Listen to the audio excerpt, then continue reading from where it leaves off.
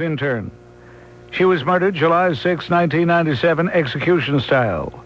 5 gunshots to the head, according to police reports in the Washington Post.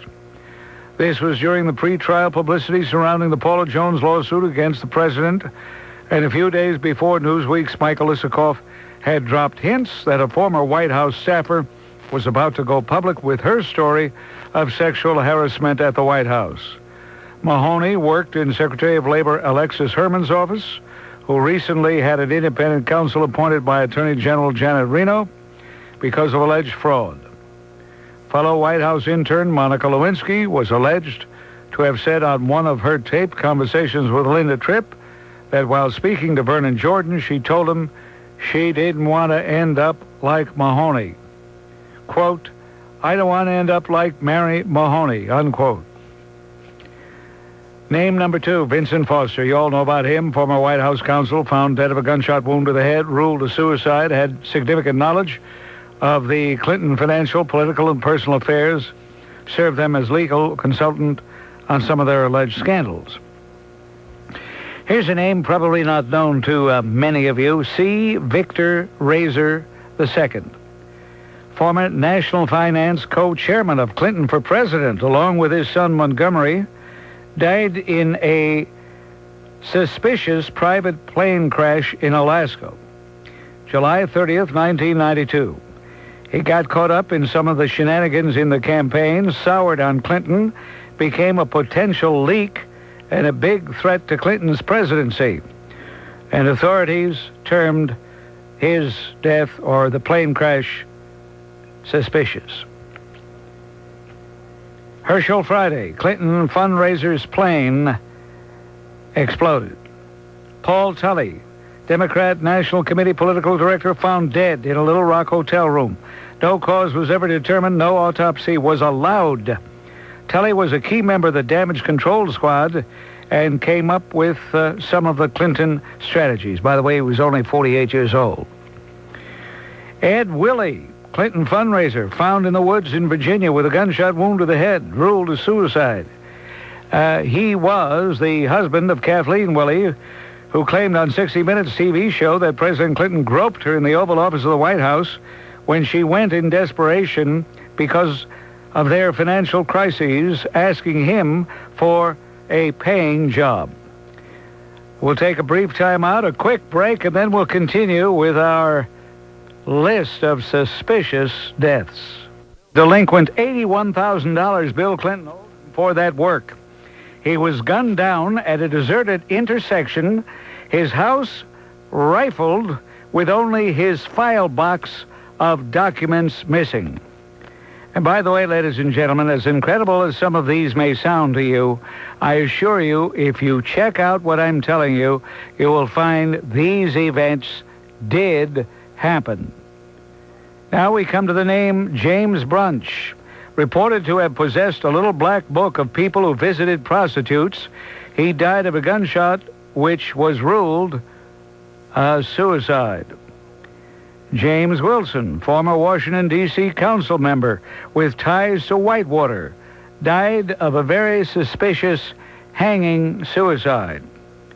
Dr. Donald Rogers, a very vocal dentist from Royal, Arkansas, killed in a suspicious plane crash on his way to an interview with the reporter Ambrose Evans Pritchard, to reveal information about Clinton. Kathy Ferguson, former wife of Arkansas State Trooper Danny Ferguson, the co-defendant with President Clinton in the Paula Jones lawsuit, she was found dead in her living room of a gunshot wound to the head. It was ruled a suicide, even though her suitcase was packed as if to go somewhere. She allegedly blabbed a lot about Clinton's escapades. Bill Shelton, Arkansas State Trooper and scheduled to marry Kathy Ferguson, was loudly critical of Kathy's suicide. He allegedly also committed suicide by shooting himself. Gandhi Ball, attorney for Clinton friend Dan Lassiter, convicted drug distributor, apparently jumped out the window of a tall building to commit suicide. This is not funny, folks. Except the American people don't care, so why should I? Stanley Huggins, lawyer investigating Madison Guarantee, apparent suicide. His extensive report has never been released. Florence Martin, accountant for the CIA, and had information on the Barry Seal Mena Airport drug smuggling case. Suzanne Coleman reportedly had an affair with Clinton, was 7 months pregnant at the time. She was found dead of a gunshot wound to the back of the head. That was ruled a suicide. Now I'm going to make a personal observation here, folks. Since when somebody wants to commit suicide, do they put the gun to the back of their head? They usually do it to the side of the head, or sometimes in the mouth, but the back of the head? Anyway. Paula Grober, Clinton's interpreter for the deaf, traveled with Clinton from 1978 until her death in 1992 in a one-car accident. Danny Casolaro, he was a reporter who was investigating the connections between Mena Airport, BCCI banks, Iran-Contra, Reagan's October surprise, Palcometer Company, and Clinton's Arkansas Development Finance Authority's billion-dollar state bond business. Just as he was about to receive information linking them all, he was found dead. His wrists were slit. Paul Wiltshire, attorney investigating the corruption I just spoke of, with Casolaro. He had investigated federal elections, drug and gun smuggling through Mena Airport, Arkansas, the Waco incident, and had just delivered a lengthy report to Janet Reno. He died at his home of unknown causes.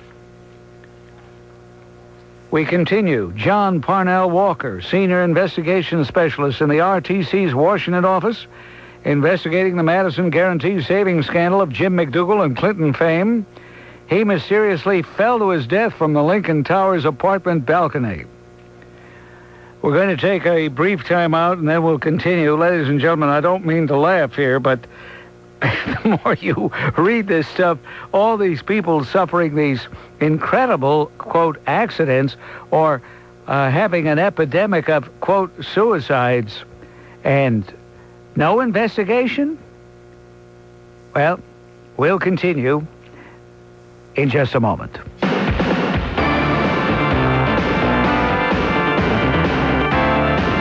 Well, the deaths have been reported. These are the official reports of the deaths of the people I have told you about and will continue to tell you about. Nothing here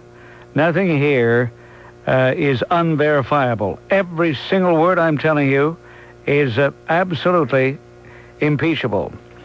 Now we come to another name, this one very familiar to every one of us, certainly familiar to me, Ron Brown, former Democrat National Chairman, Commerce Secretary, was reported to have died in a plane crash. Recent evidence reveals he may have been shot in the head.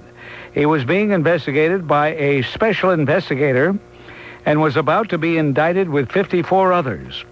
A few days before his death, he spoke publicly of his willingness to make a deal with the prosecutors to save himself. He was quoted as having said, "If I go down, I'm not going down alone." End of quote. Mr. Brown was not scheduled to be on the flight, but was asked to go at the last minute by the president. His girlfriend, Nolanda B. Hill, admitted under oath that Brown told her that the Commerce Department trade mission plane trip seats were sold to those who donated a minimum of $50,000 to the Clinton-Gore campaign and the Democrat National Committee. Now we come to the name Barbara Wise, Commerce Department Secretary, worked with Ron Brown and John Huang and had extensive knowledge of their activities. She was found dead in her locked office. It was ruled a suicide, even though she was found partially clothed, bruised, and in a pool of blood. Charles Meisner, Assistant Secretary of Commerce, who gave John Huang a special security clearance, died shortly thereafter in a crash of a small plane. Kevin Ives and Don Henry, known in Arkansas as the Boys on the Track, were each 17 and apparently saw something late at night related to drugs near the Mena airport.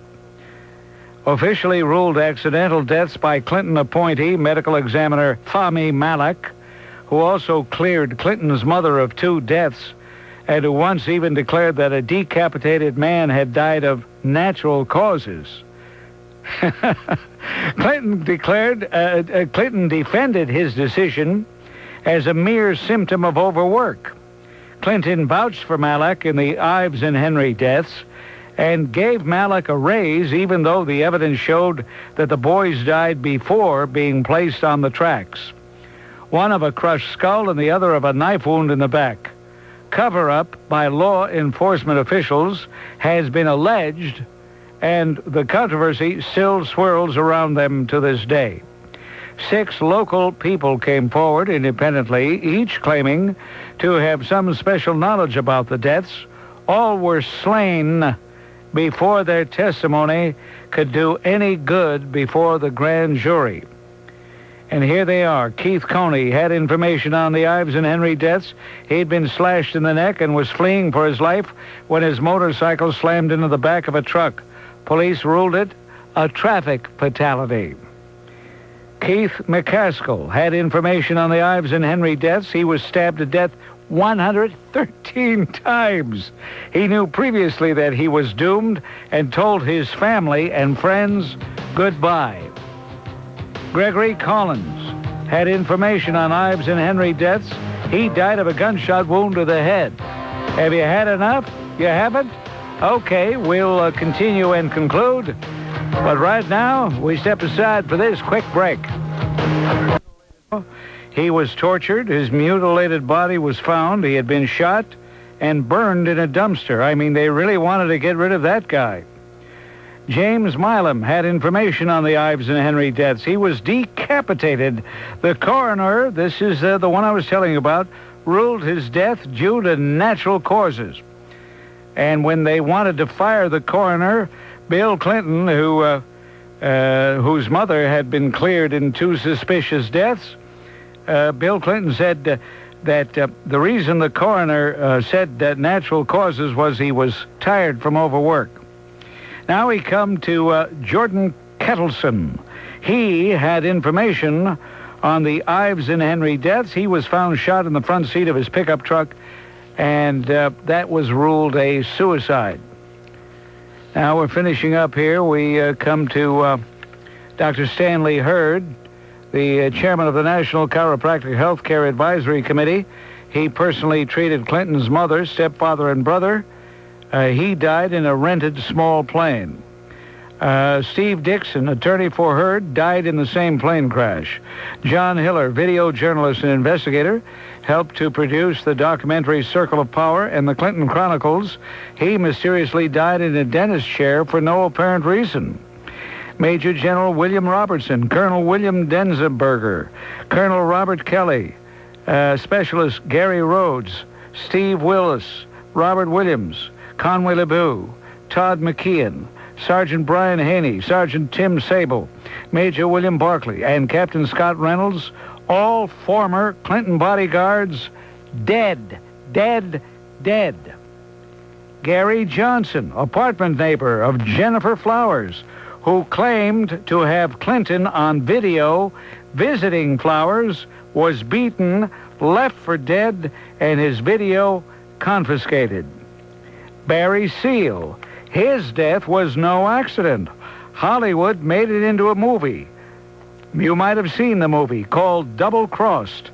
Seal made about $50 million as a pilot in drug running out of Mena, Arkansas airport during Iran-Contra times. L.J. Davis, reporter, while investigating the Clinton scandals, was attacked in his hotel room, his notes taken, but he survived. But he will not talk. James McDougal, Clinton's convicted Whitewater partner, died of an apparent heart attack in jail while in solitary confinement. And last, the mechanic owner of a junkyard who opened the trunk of bank messenger's abandoned vehicle revealing guarantee bank documents and check written to Clinton.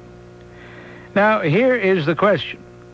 Shouldn't the media be investigating these deaths and, if significant to the Clinton situation, be informing the people? Or are they silent? Are the silent common denominator of our problem? It's the death stupid, the ultimate obstruction of justice.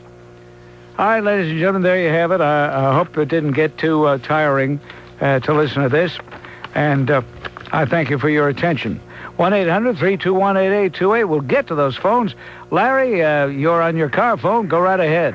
Yeah, Bob, I want to put another column onto what you're referring to. Those are the ones that are dead, and I want to give you one who came close to it.